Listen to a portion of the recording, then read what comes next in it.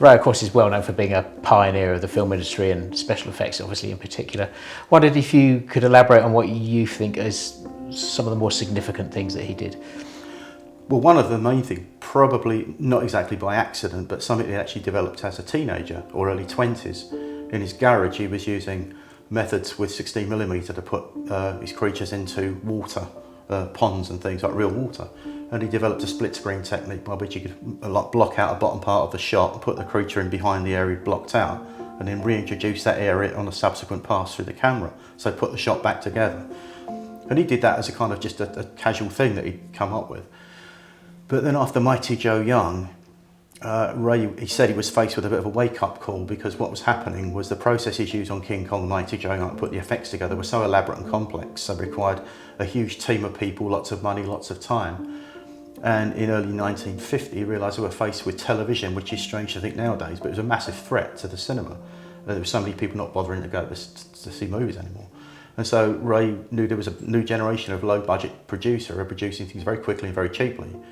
And he realised that if he had any hope of a career, he's going to have to kind of change his... He couldn't produce special effects as was King Kong because it was far too complex, far too elaborate. It was principally a way of using glass paintings with miniatures and then projecting actors into it. And you need a huge team of people. It takes sometimes longer to test that, to get the lighting correct, than it would take to animate it. And Ray knew that this new breed of producer absolutely would not put up with that. So he knew he was going to have to think of something that was fast and cheap, but looked good. Otherwise, there would be no point in trying it. And so he came back to his split screen trick that he developed as a young man in his garage, in his parents' garage. And he found to film a rear projection shot to photograph your actors, project it onto a screen, and introduce a split screen so part of that could be isolated, put the model behind it, and then put the shot back together so it looked like it was coming out from behind a building or a tree. And it was incredibly cheap because it used real life locations or real life sets. It didn't use miniatures, or not many miniatures. The only thing that was artificial was the model that was being introduced. And so because of that, Ray was able to make the beast in 20,000 fathoms, which that's $200,000 to make a whole film. And it cost nothing to make, but it made millions. And so suddenly Ray was sought after. And because of that, Charles Chenier got in touch, who became Ray's regular producer. And he said, technically he wanted to remake the beast in 20,000 fathoms, but it was an octopus instead of the dinosaur. And he said, could you make an octopus big enough to fall down the Golden Gate Bridge? And I said, yes, I can. So it came from me, the sea was made again, I think it was even more cheap than beast in 20,000 fathoms. But Ray used the same technique. It was very quick, very, very realistic. And the most important thing, it was just him, just one man. And that was successful. And so that technique really enabled Ray's career.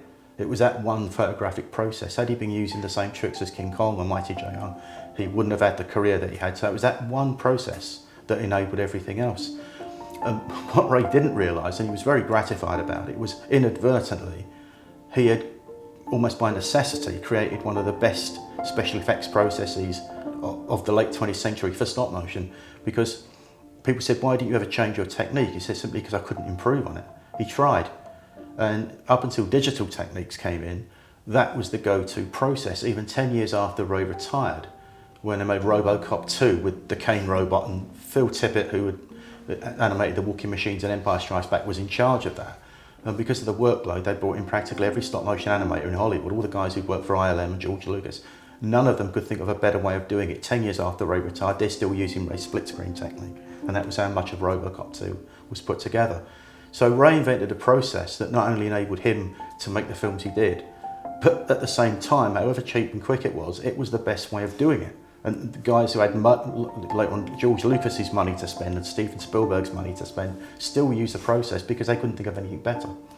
So that was really probably in some respects Ray's greatest contribution, apart from his incredible ability to animate and the things he design sense. That one photographic process it made stop motion possible from the 1950s up until 1990 because everyone was using it. Amazing.